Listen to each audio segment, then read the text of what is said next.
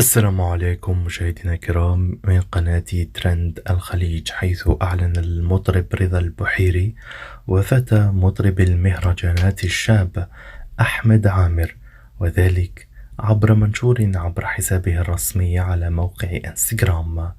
وكتب البحيري في نعيه المؤثر: إنا لله وإنا إليه راجعون.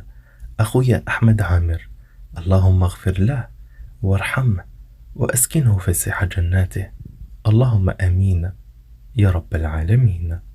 ولم يعلن حتى الآن أي تفاصيل رسمية حول أسباب الوفاة أو موعد الجنازة والعزاء.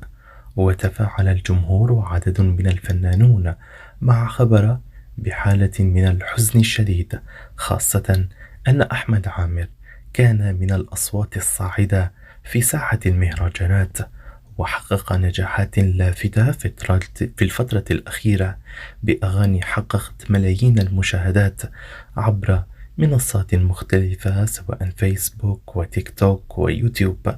ونحن نقول بدورنا: إنا لله وإنا إليه راجعون.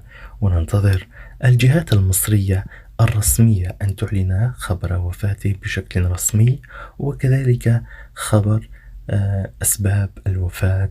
نحن لا نقول أي سكتة قلبية أو ما شابه ذلك، ننتظر الطب الشرعي المصري وهو المخول الرئيسي في هذا الخبر.